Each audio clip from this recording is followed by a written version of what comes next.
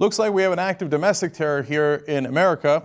Colorado Springs, Colorado has a chapter of the NAACP, and it has been bombed. So luckily no one was injured or killed, but the bomb was apparently strong enough to knock down all the things inside the complex, inside the building. Police are looking into it, and here are their initial statements from Sandra Young. I'm sorry, we'll get to Sandra Young in a second. Amy Sanders, this is FBI's Denver office media coordinator. She says, certainly domestic terrorism is one possibility among many others. We're investigating all potential motives at this time. Now, they bombed the NAACP building. I think it's a fair guess that that's an avenue you should explore, and they are. So credit to the FBI that they've got that as a possibility. Now, of course, if I say it's domestic terror, oh, look at that graphic. It says domestic terror, right? Fox News will say, don't politicize it. Don't politicize it. It might be white people. In fact, we do know it's white people. I'll get to that in a second. It appears that way. Sandra Young is the NAACP Denver chapter president, and she says, certainly raises questions of a potential hate crime.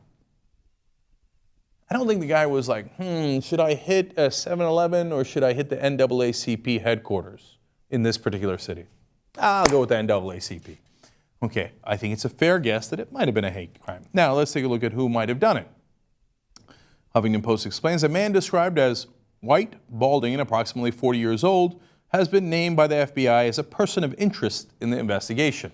Okay.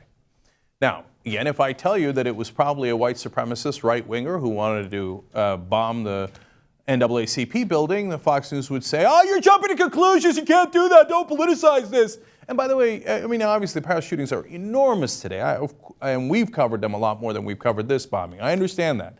But in the Paris shootings, it's a Muslim, and it is. It's Muslim radicals, it's Muslim fundamentalists, okay? And you see that? We've got to do something, we've got to have a global answer for this, we've got to strike back, right?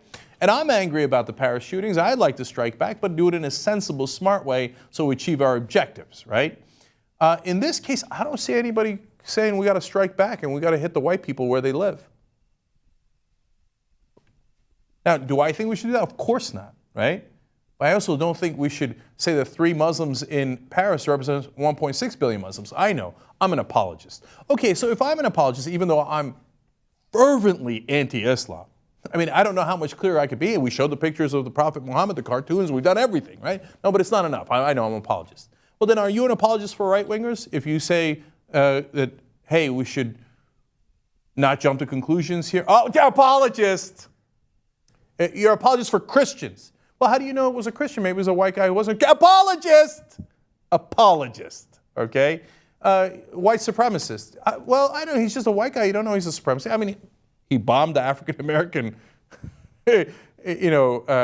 community there. I mean, he bombed the NAACP. And by the way, I know a lot of people have forgotten. They say, well, no, it's an isolated incident. It's isolated, right? You know that they did bombings of black churches, houses, buildings throughout this country. And they didn't do it in the 1860s. They did it in the 1960s. They did it and beyond the 1960s and all the way to today, literally today, right? They used to have so many bombings of black people in Birmingham, Alabama, that they called it Bombingham. No, but white people would never do it. Christians would never do it. Right-wingers would never do it. And if they ever do it, it's an isolated incident. It's just dozens and dozens and dozens of isolated incidents. In fact, there's more right-wing terrorism in America than there is Muslim terrorism. But they're all isolated and all the Muslims are coordinated.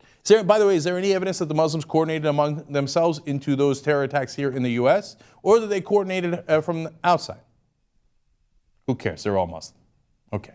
So if I'm going to do the same thing they are, I will now tell you without a shadow of a doubt, it is all white people's fault. It is all Christians' fault. It is all right-wingers' fault. And we must take immediate action. Anything else would be political correctness.